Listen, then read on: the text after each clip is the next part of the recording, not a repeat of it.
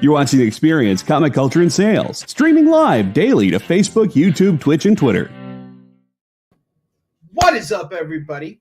We are here for the Crowdfunding Show, and we have my favorite person on the planet here as our guest today. So stick around. The next hour is going to be fan-freaking-tastic.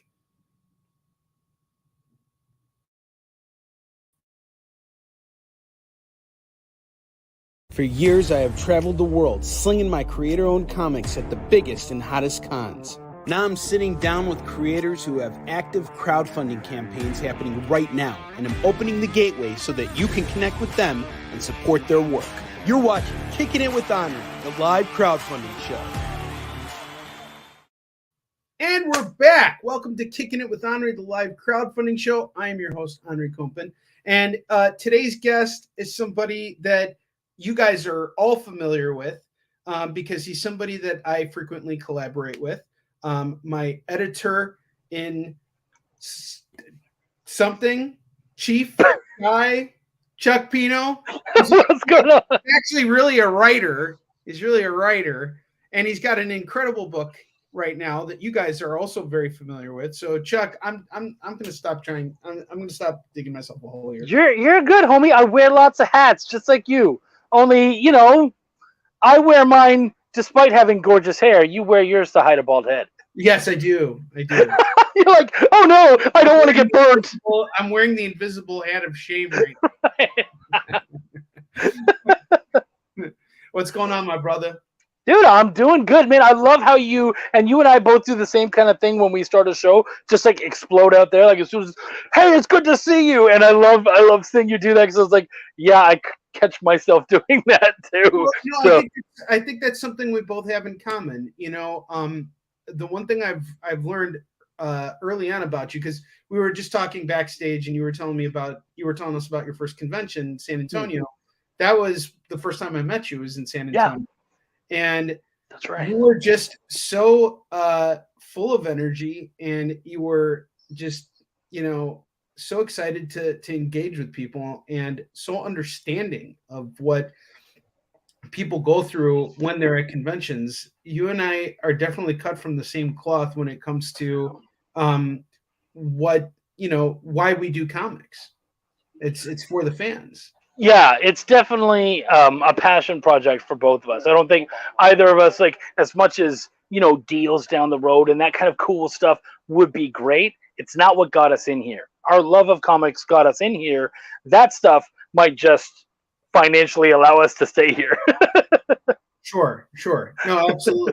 And the fact that you get that, you know, I've been having a lot of conversations lately around a lot of the controversy with my friend Afua, who, oh yeah, you know, some artist called her, I don't know, called her out, tried to say something about, you know, taking ownership of the industry, like this is my comic book industry. I read all of that. Yep.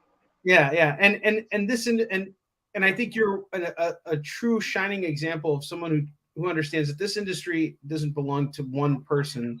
It belongs to everyone, and the way you go about it is an inspiration to me. Even on my darkest days, I always think, well, you know, at least Chuck has, you know, the audacity to make light of what could be a potentially bad day, and I think that's one thing that I appreciate about you. I think that. Thank you. I think that's something that's always been really important to me, and like leading into Belial, for me, making fun of things that are dark and that are difficult to deal with, it's how I deal with it. Like, it's how I get through a tough day. It's how, you know, when things are going really rough, joke about it. You know, make yourself the center of the joke about everything around you, joke about whatever. But for me, trying to laugh through it is the only way I'm going to get through it. Well, speaking of laughter, you work on a series that is one of those books that actually got me to get up and roar with laughter, which rarely happens when I read comics. The only other time that happened was when I was reading Ultimate Spider-Man number 21, and Spider-Man has this big showdown with Dr. Octopus, and it ends with Spider-Man depantsing Dr. Octopus and punching him and knocking him out with one punch. So that made me laugh. And then since then, I haven't laughed that much at comics until I picked up Belial and read the first 2 issues of it. And oh, thank you. yes, very, very good stuff. And I know that you have a huge following for this book. All my customers love Belial. Tell us what's going on. Give us the lowdown here. Well, for those of you who have not seen or heard of Belial, Belial is the original creator of Hell. It's an action comedy about said original creator of Hell trying to take back his domain from Lucifer and the 4 Horsemen of the Apocalypse. Basically, a long time ago, Lucifer came down, took over Hell, and took some of his powers and divvied them up amongst the horsemen. So now, millennia later, Belial is in his crappy bar and has had enough. Hates seeing his world in such a sad state, and so he decides, nope, I've had enough. I'm taking it back. And so he goes through 1 horseman at a time and takes his powers back so that he can eventually take on Lucifer. So in issue 1, he had the what I like to call the prison approach, and that is you step up and you spot the biggest guy there, and you deck him because no one sees it coming. So he went for war. He took down war, dealt with that, got some of his powers back. In the second one, we decided, let's have some fun. Let's pit him up against 2. So he had to deal with pestilence and famine. Now, in this third one, this is the one he's literally been worrying about since issue 1, and that is death. How do you deal with and kill something that is already dead and has powers over death? How are you supposed to do that? That's been his conundrum all along. So in this third issue, it's him going after death, but also dealing with a very nasty betrayal from an ally. Well, you know what's interesting is not only how do you do all this, but how do you make it funny? Because the stakes are higher and higher as you get. Yeah. And this is a 4-issue planned series. This is the penultimate issue here. The stakes are higher than they've been able to fit as much humor into this latest issue as you were with Sam's 2. I mean, it's, you know what, you kind of just do, but again, it's the idea that we were talking about earlier of taking this dark stuff that is difficult to deal with and having fun with it. And I think that was something that we just kind of had a blast with. My mom growing up had always kind of said, the only way to deal with true evil is by laughing at the absurdity of true evil. And the idea that there's something out there and people out there who are absolutely evil. There's no good. There's nothing redeeming or special about them at all. It is kind of laughable. It's like, why do that? What is even the point? What do you have to gain from any of that? And so, you know, just along the way, we're having a lot of fun. We're playing with these characters who are quirky and weird in a place that is quirky and weird. And yeah, man, we just do everything we can. You know, it's interesting. I think that when, you know, you look at it takes a lot of audacity to laugh in the face of a certain demise or doom or death, whatever you want to call it. What you were saying reminded me of that. You watched Breaking Bad, right? Yeah. Okay. So remember that one moment when Walter was like in the basement, or not in the basement, but in his what was it? Like under his house. I forgot what those are called. Words are slipping my mind. The crawl space? The crawl freaking space. Ah! All right. Anyway, the crawl space, and he just starts laughing hysterically because of how screwed he really is, you know. And I you know, everything you're saying to me kind of, you know, makes me think that. And I haven't read Belial 3 yet. And I have it. Edward, what's up, man? And I'm really excited to actually sit down and read it. I'm working on my very thick pile, and it's slowly starting to. And here's the thing, I really want to savor it because I've read the first 2 issues in print, and I'm a backer of the campaign. Which, by the way, we're gonna get a drop to the campaign link and hopefully a moment here. So anybody who's interested can certainly check it out and back the campaign. Onrie is realizing he left someone in his Crow's place 3 years ago. Yes. we got a link right now to your campaign, Chuck. And so far you guys are at 120 backers with 19 days to go. More than 50% funded. How are you feeling so far about everything? And what's going on? I mean, the last time we did this, it was in that boom towards the end of 2020 where Kickstarter was just ridiculous. And so we did some really good numbers. We hit hard really quickly. And this time it's a little harder. The algorithm is way more difficult to get through. We're just finding a little bit of it's a much more muddier, I think, than the last time we did it. We weren't quite ready for that. I'm still very confident that we're going to fund. Like, we're 60% of the way in, or 60% funded, and we're like literally like a week and 2 days in. So yeah. I'm honestly not worried. It's just, what, I was talking to someone on another podcast recently, and I was like, it's like Schrodinger's crowdfunding campaign. Like, it at both times is both funded and failed. And until it's done and you have funded, or you've hit some outrageous number that you couldn't possibly come back from, you failed. Like, it's not a victory yet. So yeah. So you just got to keep pushing. And like I said, it's been a little more of a trudge, but like anything else, you smile and you have fun. And for us, in what we do with Belial, it's an event. So we hit as many shows as we can. We're having fun. We're talking to people. We're engaging. We're trying to show them the hilarity and the pure entertainment value that is this book. Let's talk about that a little bit more, because I want to know some of the, walk us through like the rewards you got, some of the things that you guys have done to really make this campaign stand out, and in ways that your previous campaign may not have, and some of the cool new things that you guys got, aside from just having that third issue. Right. You know what? A lot of it really is actually kind of streamlining.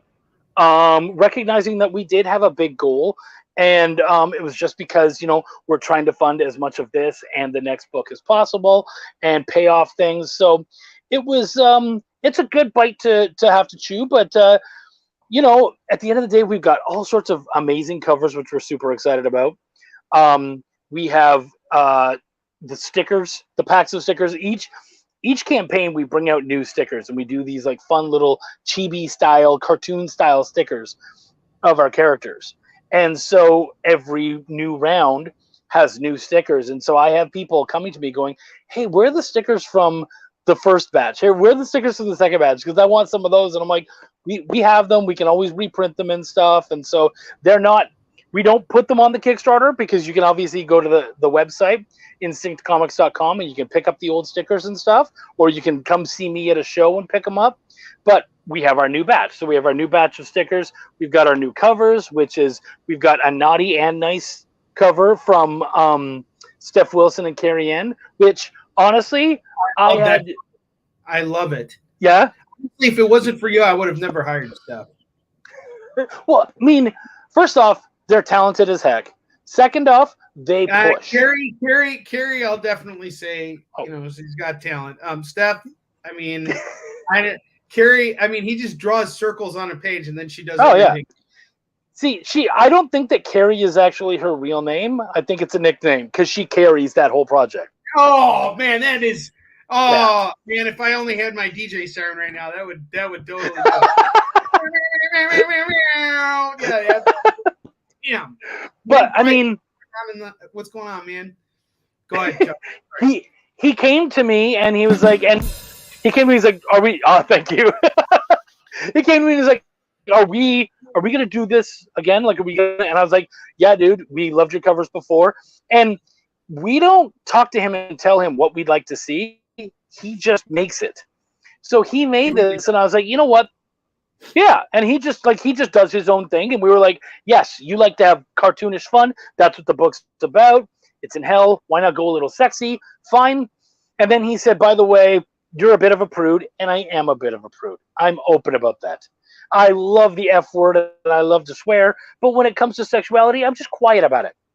And so he was like, you're getting a naughty and a nice cover, and that's it. And I was like, okay, I won't complain. How much do I owe you? Told me the price. I was like, that's more than fair. Yes, let's do it. So, and I mean, it was the same as like when we first made Belial, I wrote no nudity in there. I had no intention of it. Obviously, there were swear words and suggestive phrases and whatnot, but there was nothing naked. And our penciler put in one nipple.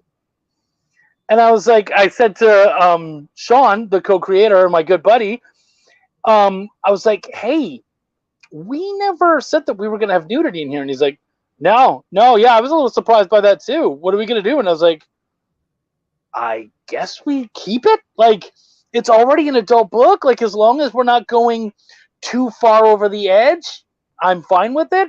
So we've kind of embraced that aspect of hell, and it's been a lot of fun. And so Steph, of course, became an obvious reaction to what had already been laid out by our penciler. So we've got that.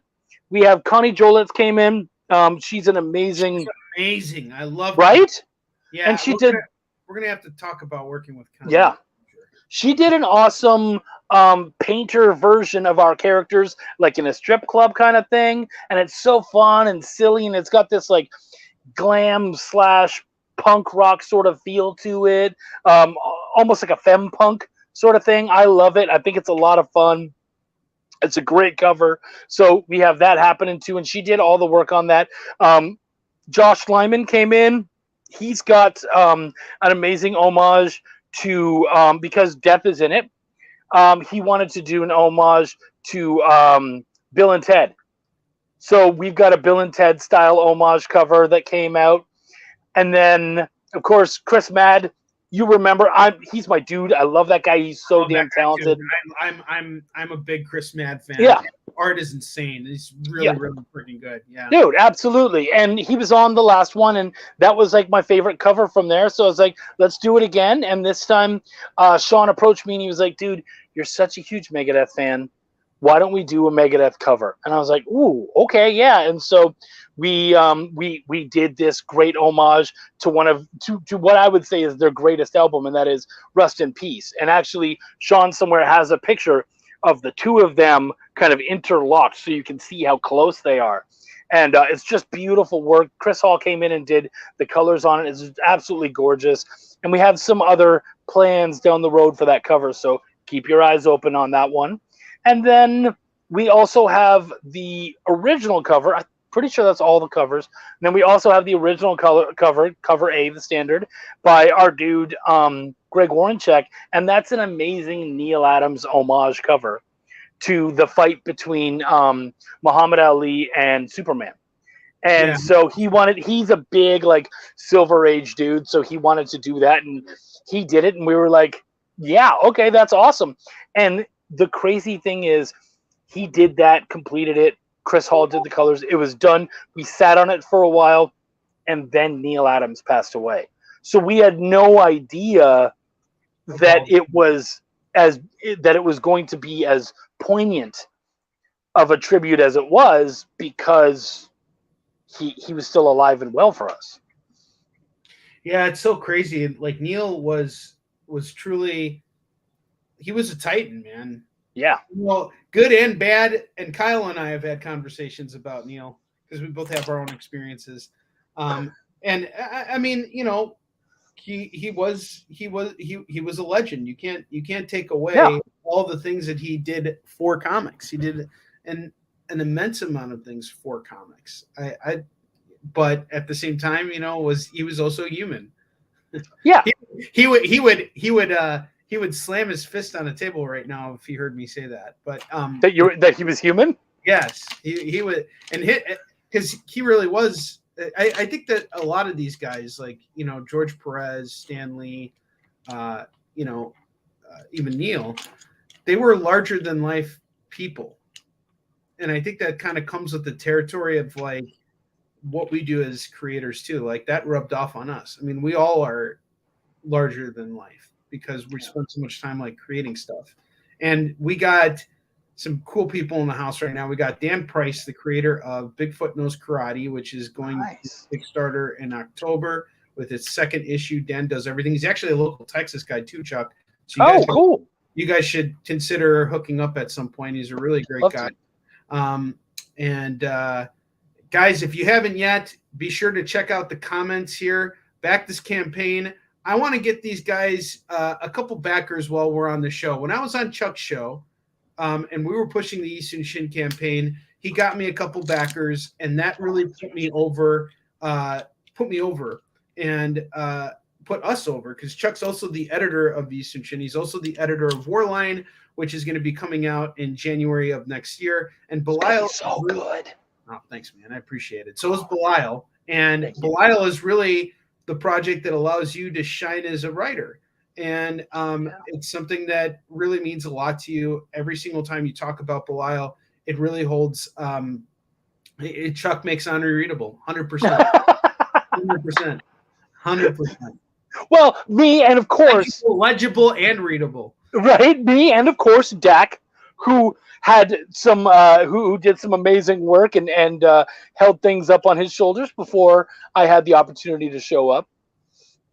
No, but you also brought you played a major role in bringing Warline into fruition. And the thing that I loved so much about working with you is when I initially came to you, I thought everything was impossible until you just started offering up these really wonderful ideas that allowed me to kind of clear those roadblocks. And that's really something only an editor can do. But in order to really understand that aspect of storytelling, you have to be a writer too. And I'm sure, and I know how hard you worked on Belial 3. You and I have had long conversations about, what went into this book.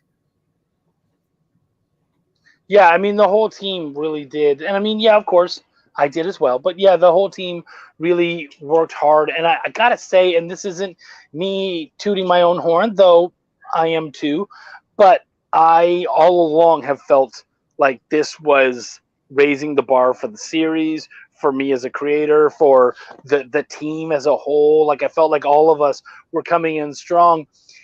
And then I sent it out and I started to get back a lot of people like, holy crap, this is the best one so far. And you think like number 3 usually isn't the one people are talking about, but they seem to really be digging it and having a blast with it. And we're really, trying to nail the funny while also, because we've laid out so much story in the first 2 issues, they're 32-page books. So before you even get into this 3rd issue, we already have 64 pages of story done. So, I mean, that in and of itself is a graphic novel. Yeah. So it is. You're getting it. I mean, like it's right. So we've been able to lay out enough work that. What's that? I was going to say, isn't that a great feeling? I'm sorry I cut you off, but no, that's okay. No, it's an amazing feeling. Yeah, and I mean, because you think, we got one more, and even when we were working on this, but you're like, no, like we've done a lot of work. Like there was a lot that went into this. So yeah, and it makes me even more excited to finish it and hold what will eventually be this like thick 120 to 150 page book, depending on what else gets added into it. So yeah, man, I'm super stoked. You made me think of something. I was having a conversation the other day with somebody who really doesn't understand what it is we do. Yeah. And the idea of the conversation was, well, it's much harder to find success in comics because so many people can do it. But that's not true at all. Very few people can do comics and actually have the perseverance, the drive, the ability to actually make a comic. You and I have talked about this together because you are not just a writer and editor, Chuck. You are also a publisher. You are self-publishing this book. So you understand this business from all the different, all the different nuances of the business. Not anybody can just do this. It takes a specific ability to, you have to bring a lot of different skills to the table just to make the book. And then that's only the battle. That's only like 50% of it. The other half is how you're getting it out there. And I've seen how you get it out there. You are a hustler, man. Like you guys heard this story the last time Chuck was on, or when I was on his show, C2E2 day 2. I twisted my ankle and realized as I got to my booth that I forgot my phone in the car. So I went all the way back to get my phone and lost nearly an hour because of how far my car was parked and going through the security line and everything. So I lost a lot of time getting back to the actual show floor. And while I was gone, Chuck saw that my booth was unmanned and just saw someone was interested in some books and went in and sold them everything. It was just like, it was almost like, oh man, I don't even know how to put it. He just saw like a lit cannon or a fire, and just had to light the cannon so that the ball could explode from the cannon. And that was literally what happened there. It was really fantastic, and I had such a blast with that, and it was funny because you're my dude, so I hated the idea that someone was there and they weren't going to be able to read this story that I have literally, because I had to read all 10 issues in order to edit and work on the book. So I had recently, within that last month or two, finished everything, gone through all of it. It was all still very fresh in my head. And I thought, I hate the fact that there's this dude here who seems very interested in the book and he's not going to pick it up because, something's gone wrong with Onrie and it's just not going to happen. And I was like, no. There was also the idea in my head of, ooh, I get to sell Henri's book today before he does? Yeah, I'm on it. So I went right back there, and dude's even like, do you take card? And I'm like, yeah, you know what? I guess I do. I grabbed my phone, put my square in. I was just like, and there was a friend of the family who was behind the booth watching it while you were gone. And I was like, don't worry, I'll pay, I'll give you the cash for this. And he was like, oh, okay, I'm not worried. You obviously seem to know him. Like, I sold the guy on the book, everything. So yeah, worked it out. And dude, it was so much fun. And anybody could do that if they want, just come by selling my stuff. Make my job a little bit easier. But I attribute that's I was not expecting to actually be able to sell out at the show. I wanted to, I was determined to, but I honestly don't think it would have happened if you didn't come on there and do what you did. I mean, that turned the tides of everything, because I lost a full hour, and actually took me 30 minutes past the show ending on Sunday to get the job done. But it probably wouldn't have happened, because that first hour, every hour on the sales floor is crucial for all of us. So the fact that you went in and did that was awesome. I really appreciated that. But you do that with every project that you read, even the projects that, you don't have as much invested in. You always just do such a great job of pushing them. And because of that, I'm more compelled to read the books that you're involved in. Obviously Brink and Fetch, I read that because of my, love and support for what Mike Bankstons. For the Bankstons. Yeah. But not only that, I like those kind of books. They're fun. And you did a really great job of editing it. It was a very, professionally made book, and it was fun. For that being their first comic, I'm impressed. And the fact that they knew that they should hire you, because it's true. No one thinks I should hire an editor. No one thinks about it. They think, I could just edit it. No, you can't edit it yourself. You've never made a comic before, hire an editor. That's and even if you have made comics before, hire an editor. Yeah. Have someone watching your back. Have someone helping you make sure that you crossed all your T's and dotted all your lowercase J's. Well, it's funny that you say that, because I was on, dude, we're on Kickstarter. So we're on shows all the time. I'm on shows at least right now 5-6 days a week trying to push.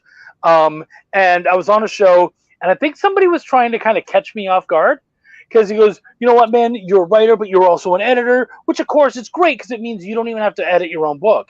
Or he said, you don't have to get an editor for your book. And I went, whoa, whoa, whoa. No, that's not true at all. And he was like, oh, what? And I said, no, I have 2 editors on my book.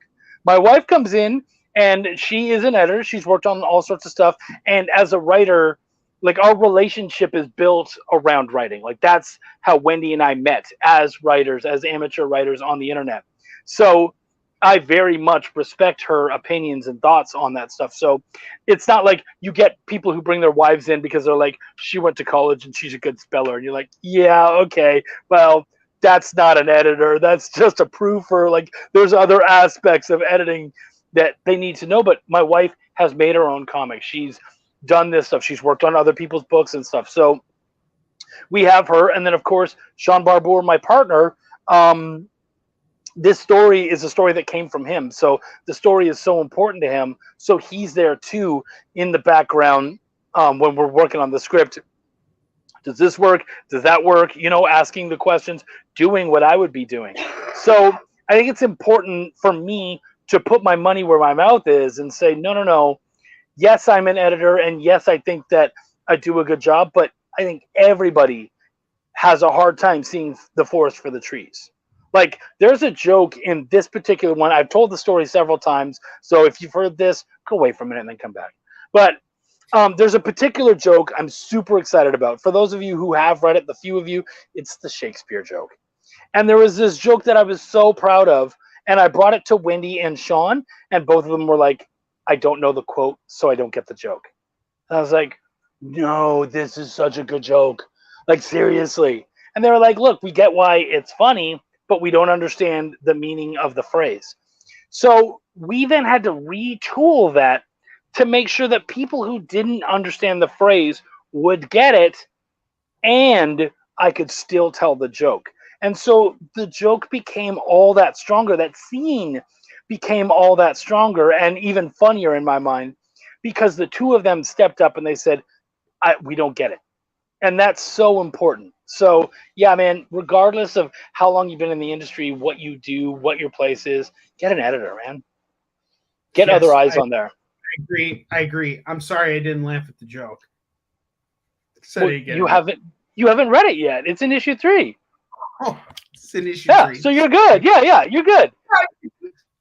I thought you told it just now. No, I didn't know. Yeah, no, I didn't tell the joke at all because I don't want to. Because I want you guys to enjoy it. And you know what? It's like, you know, any good joke, especially in a comic, it also is like the images help to sell the joke and all that kind of stuff too. So I couldn't possibly tell it and it be as funny as it is in the book, because the artwork that Greg and Sean did to help that scene also helps to propel the joke. So I would never tell it. I would show it to you. I wanna make sure, because you sent me the file for Belial 3. You and I are actually, for those of you guys who don't know, Chuck and I are actually going to have a production call tonight. After we're done here, and I'm really looking forward to. I always look forward to working with you, Chuck. But before you and I work together tonight, I will actually have to read Belial 3, which I'm really excited about. And by the way, I got to just say something right now. We got to take a pause for a moment. One thing that's kind of concerning me right now is the fact that this campaign hasn't seen a single new backer on the show. You guys are making me look a little bad here, all right? Chuck has been a huge proponent for Easton Shin. We got to return the favor on the experience. We got the might and power of EXP. The might and the power of the EXP. Let's back this campaign. Pull up just a little bit, and you will see the link for Belial. Let's get at least one new backer or 2 backers. Somebody. All right, Chuck. Let's say someone wants to get their beaks wet. Where do we start? Like, what's the reward that we want to start with? I mean, it's just as easy as there's the standard. You know what? If you just want to get your beak wet, there's a little like $10 tier where you can get all 3 digital comics. So for $10, which is right around what you would pay for issue 3, you get all 3 stories in their entirety right there in front of you. And I mean, 1 and 2 is done, and 3 actually is all lettered. We just have to put the final stuff together, the credits pages and that kind of stuff. So I mean, really, if you were to do that, you'll probably have it within a month or so after the campaign's done. Guys, that's a no-brainer right there. Now, let's say I want just issue 3 because we got a lot of our readers who, who have issues 1 and 2. We've featured the book multiple times. First time we featured Belial at all was when Chuck came on my sales show, and we had 10 copies of Belial 1, and they all sold within like 15 freaking minutes. It was absolutely insane. It's great. That was a lot of fun. So let's say we got people who just want issue 3. Oh yeah. So what do you recommend for that? I mean, dude, you could just get the standard cover, which is an amazing piece, again, done by our interior artist. It's an awesome Neil Adams homage. Honestly, that's the best cover we've done to date as far as the standard covers. Like, it's the best of his work. I love that piece. So even just going in and grabbing the standard cover, you can't go wrong, because even the standard cover is great, but we have all these other covers. We have Naughty and Nice. There's so much stuff to play with there. Yeah, the Naughty and Nice variants are really great. Steph Wilson always knocks it out of the park with everything he does. And for $15, guys, it's really it's not a big ask. This is really for variant covers.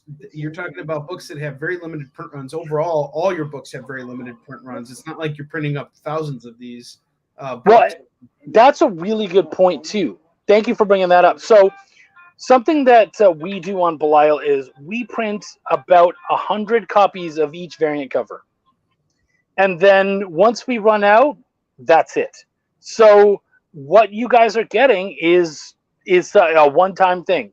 I have now run out of. I have none of the issue 2 Steph Wilson covers. I have none of the issue 1 variant covers. Like, there's a bunch of variant covers that I have run out of, and we will never print them again because we want you guys to have something special down the road when this gets picked up by a publisher. Not if, when it goes to its next evolution.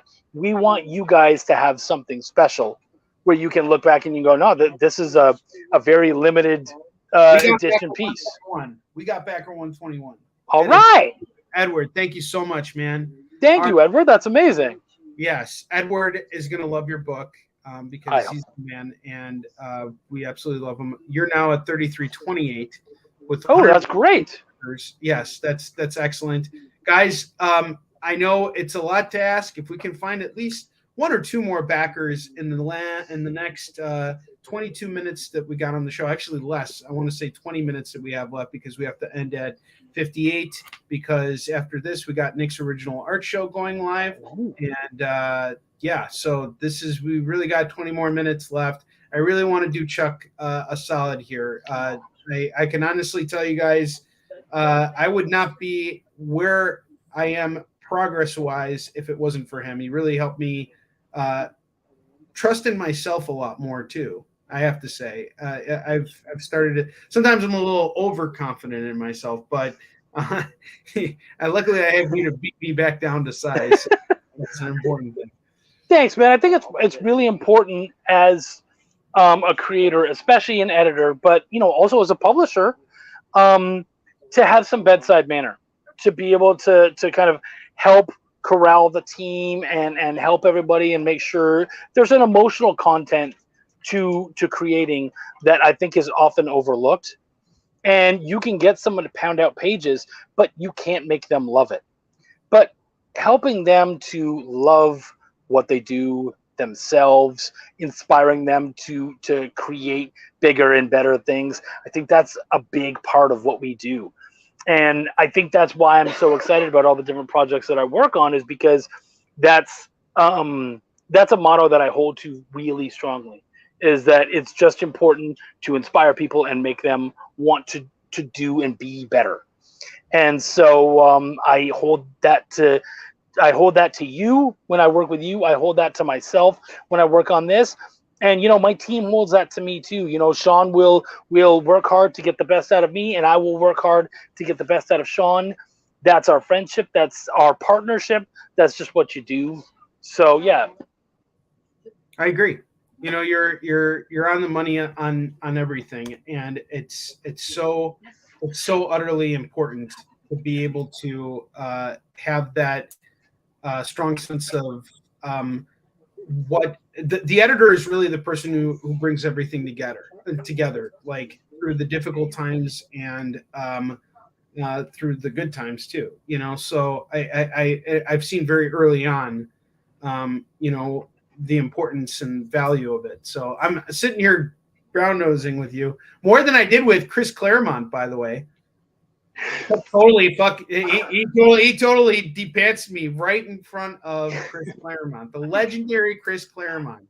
I've only told that story, by the way, live twice now. I told it once with you. 3 times the charm, baby. You got to right. You want me to do it today? Yeah, well, I was there both times. Right. I was not only there when it took place. I think I was there for at least one of the 2 times, if not both, that you told the story. Yeah. So, Chris Claremont, who's not a massive fan of Chris Claremont's X-Men run? And I've been at shows with him before. Yeah. I am a massive fan. I'm a huge Wolverine fan, and so much of what makes that character is what Claremont's work. So to me, it was huge. He's affected my storytelling and writing on so many levels, and I've wanted to talk to him and tell him that, and just get that out of my system. And I've had many people tell me, you know what, man, I'm not sure, just so you're aware, he's a really nice guy and whatnot, but he hears that all the time. So he's a little more worried about, he wants to hear about, what he's doing now, if you've checked that out. And I'm like, I haven't. and so I was very intimidated. And I was constantly talking myself out of talking to the man. And he was right there, right on the corner of a row, so easy to walk up to. And I'm like, am I going to have my Chris Claremont moment? No, I'm not. And I was going back and forth. And this was Friday night, second night.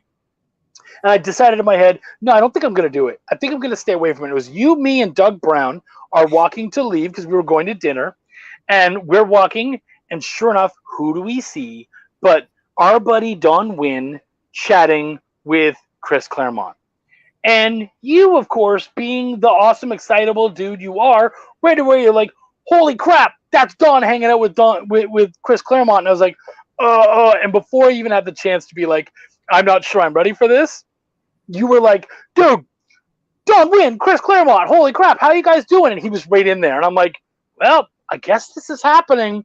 So I walk in. As you guys have seen, I'm a pretty exuberant guy. But you would not have recognized me in that crowd because I was very quiet. I had nothing to say. My brain is going, how do I deal with this situation? What is the right moment to jump in and say something? Is there one? Are you going to do this? What are you doing? Like, just anxiety and everything is going mental. And I'm dealing with this stuff as we're all walking and talking, and I'm in my own head. And suddenly I find myself on an escalator going down, and right beside me, like literally I can reach out and touch, is Chris Claremont, and you guys are all further back there. And I was like, oh my gosh, I guess this is the moment. Like, I don't have any choice. This is the time. So I turned to him and I said, Mr. Claremont, I just want you to know I'm a humongous fan. I absolutely love all of your work, and you've been a huge influence on what I do. And I just wanted to thank you. He doesn't say anything for a second, and then he looks right past me and he says, looks like the Federal Express is closed. What the hell am I supposed to do with that? The FedEx is closed? That was your response to me, like, laying my heart out there? So at that very moment, I was just like, all right, you had your moment and you failed, buddy. Way to go. So me, like the Chuck that I am, came flying back and was like, cool, you failed. You don't have to worry about this anymore. You're back in the game. Let's just be you again. And so all my anxieties were gone. We start walking. He and I separate, and I meet back up with you and Doug, and we start talking. And I kind of like whispered, I was like, oh man, I just had my Chris Claremont moment, and I failed huge. It's a massive failure. And you were excited by this. I don't think you heard me say failure, but you were excited. And Onrie is like, whoa, you have a Chris Claremont story? Chris overhears this. Now, when we were on the escalator, I thought, maybe he didn't hear me? But in case he did, I don't want to say it again. So now that I know that he's overheard Onrie, I'm like, oh crap, he did hear me. So it really is definitely a failure. So then Chris overhears Onrie and he says, oh, you have a story about me? If it's from the good old days, it's probably true. Which elicited a laugh from all of us, like that was funny. But, we keep moving on. And Onrie was trying to save me and the situation. So Henri's like, oh man, oh no, we were just talking about how much we love your work and how wonderful you are and all this kind of stuff. And in my head, I'm like, this is not what he wants to hear. I don't think he cares about this right now. So I look over at Chris, and now I'm fully me again. I look over at him and I say, hey, Chris, can you do me a favor? Can you just wipe that brown off of Henri's nose a little bit? And, of course, everyone starts laughing. Chris chuckles, and I was like, I made Chris Claremont laugh. That's a victory. I'm done. I'm never talking to the guy again. I set you up for that, too. Unwillingly, by the way, because I was on some other planet. This is like 10 straight hours of, like, pitching people. Hey, can you do a comic? And, you know, here's Chris Claremont. And I've known Chris for years now because I've seen him on the circuit. And everything you said makes sense, you know, about how he would feel, because even Dak told me this. He's like, that was his biggest problem with Eastern Shin, is he would always talk to his Marvel fans and they'd be like, oh, Dak, thanks for creating She-Hulk and Defenders and all the things you've done for us. And it's like, and he's like, yeah, but I don't care about that. He's like, well, it's not that he didn't feel that way. He actually really cared about his Marvel work. He was really proud of it. But he was like, but that's not what mattered. That's not the only thing I'm known for anymore. I'm now working on this book called Eastern Shin. And he always made an effort to let people know what he was working on in the present. So I understand how Chris feels, because it's like, well, what you did 20 years ago, that's not paying the bills today. You know, it can every time Marvel goes back to press, or anytime they do some adaptation or whatever, but that's not enough for him to live off of. He's got to have, you know. Well, and again, like you said, it happened 20 years ago. So it's not what you're excited about now. What you're working on, you're excited about now, because we're all creators, and those creations come from passions and whatnot. We should have been a story about Chuck. Maybe next time, bud. Maybe next time. But yeah, so I get where he's coming from. I don't think Chris Claremont has the attention span to hear that lecture. It's gonna require a PowerPoint presentation. I'm gonna have to bait Chris into thinking he's going into a panel to talk about the X-Men, and then all of a sudden I'll just be at the head, and I'll just be like, "Have a seat, Chris. Take a seat anywhere you want here. This will just be 15 hours, and we'll be done." Well, and the next night, I saw a good buddy of mine and my partner on our novel series, Essence House. He's in a group talking with Chris. And so I kind of quietly walked over to Eric and I was like, hey, buddy, what you doing? He's like, I think I'm going to have my Chris Claremont moment. I'm like, cool, enjoy. He's like, no, don't you want to hang out with us? I was like, oh, no. I had my victory. I'm walking away. I'm not coming in for another failure. Thanks anyways. And I walked away and he's like, I can't believe you just did that. And I'm a little surprised I did it too, but I'm very petty. I got my victory. I'm keeping my victory. I might not ever talk to the man again unless we have something real that we can talk about. Sure. That's funny. All right. So where are we at now? How many I haven't even been looked. Wow, you haven't even looked. All right, well, we're gonna. No, I'm all on you, man. That's what I'm so excited to be hanging out with you every time I'm all we on hang your campaign. I'm all on your campaign because I appreciate it. I want at least one more backer. We got 8 minutes left. I just, here's the thing, man. It's like I really don't want to let you down here. I want to get you some backers here. This is really important to me. It really is. Thank you. I already have one, and I'll never feel like you let me down. I think it's all about the effort. I've been on shows that have done really well, and I've been on shows that I was super excited about. Like there was a show I was so excited about. Love the host, love everything. We didn't get any backers, but I got to hang out with those people and talk about the project and show my adoration for it and for the other people who were on the show at the time. And so it's never a waste. You do what you can. No, it obviously isn't. I would love to kill, but I'm just trying at the end of the day, I'm just trying to make everybody who's watching the show feel guilty because I can do that for the next 2 minutes. You got to go like full Jewish mother, man. Like you got it in you. Chucky, right? Don't worry. Everything's gonna be fine. Right? Oh, I get it. You don't love him like you do me. Oh, I understand. So one of these Meshuggahs is gonna back your campaign. Right? Don't you love this guy? Look at this punum. Look at this. Well, see, you can only do this on my show. Not only can we find you. I don't remember the last time I said the word punum. So yeah. Which is really close to the word. Well, no, I forgot. We're on the experience. We got to keep. We're on the XP. You see, and I haven't cursed once, by the way. And for anybody who knows me well, cursing is bad, especially if you're Jewish. It's one of my favorite things about Belial is being able to curse openly and have fun.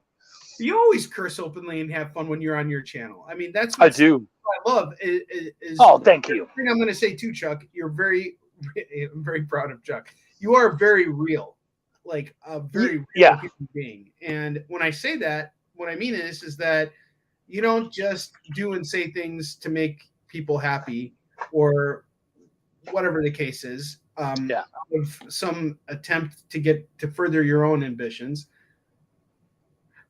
which is what we all kind of do being creators. But so I got lost in my train of thought. What I mean is you do it in a very, very genuine way. Yeah. Everything you do in comics, I would say, is very genuine, not disingenuous. Yeah. It was funny. I had a chat with my uncle recently, who was like, "You swear so much," and I was like, "Yeah, that's true." I was like, "But like just so we're aware, he said, oh, what's this?" Edward, yeah, absolutely. If we got even one. Thank you, buddy. That's very true. 50%. That's huge, guys. He totally did. I don't know what I do for the last I don't know, Edward. How long you been hanging out with me on shows? Like this guy has literally been like an anchor for all of my live sales shows. I love you, Edward. You're the best. That's how it goes. But go on, yeah. But you did. You literally got that. And here's the thing. I think that a lot of our other folks who are gonna back this campaign may not be watching the show. Yeah. So we'll definitely, this will definitely be out there, and anybody who can who watches the experience can come and check it out. And one thing that I think is really great right now that the experience is doing is offering membership services, which gives people more insight into what we're doing on the channel, and gives us a chance to kind of push campaigns like this a little bit more aggressively. So I love what you guys are doing actually at the EXP, because it does, it is, to me, it's the culmination of the pivoting and the learning that we took from, as I call it, the break, or the pandemic, And it's you guys going, okay, cool. We learned this thing. We realized that we were putting our chickens or our eggs into one basket or into just a few baskets. And this is opening all of that up, getting out, realizing there's a whole world out there. Let's really go big with this. And I think it's really big. And I think I'm excited when I hear more and more about new shows coming to the EXP, new things happening. So I think you guys are doing great work. I appreciate that, man. Well, it's certainly not me. I'm just in charge of my little 2 shows, but I like your corner. Yes, my corner. I try and keep my corner nice and tidy. Every once in a while, like Kyle comes by and he opens up my trunk and he finds a jelly donut. And takes it and put your stuff in your cubby, dear. Yeah, right. So messed up. I'm like, but it's kosher. It's a kosher jelly donut. So Sean says he's real proud of you. Glad to have you as a partner. Oh, thank you, buddy. Pulse of the book and the cutest face he's ever seen on an indie creator. I would agree. So Chuck, we're down to the last 2 minutes of the show. Yeah. Give us your final push, and then we're gonna end this. Guys, the final. This is what is it? Also. So, Belial, like I said before, action comedy about the original creator of Hell trying to take his domain back from Lucifer and the Four Horsemen of the Apocalypse. This is issue 3 out of 4. So what's great is when you guys come on this campaign, you are getting like literally the first 3/4 of what is going to be this absolutely amazing epic. It's our big focuses are interesting story, exciting characters, and just a lot of fun. And so I think at the end of the day, when you guys are done, you're going to laugh hard. You're going to have a blast. And it's going to be something I think that you put on your shelves, and you definitely are going to want to like share the jokes with other people and that kind of stuff. So yeah, man, I think it's going to be a blast. And I know that if you give it a chance, you're going to dig it. Edward says, a jelly donut, don't you mean a babka or a latke? I paid that man 5 blitzes to paint my fence, and he didn't do it. All right, this guys, do us a favor. Check out the Kickstarter campaign for Belial. We are at the end of our show here. Thank you so much for tuning in. Chuck, you are always welcome back. We love having you here. We'll probably see you sooner rather than later. And I appreciate you, man. I have no doubt you guys will fund and everything will work out. Everyone else, have a wonderful weekend. We will see you next week. Bam.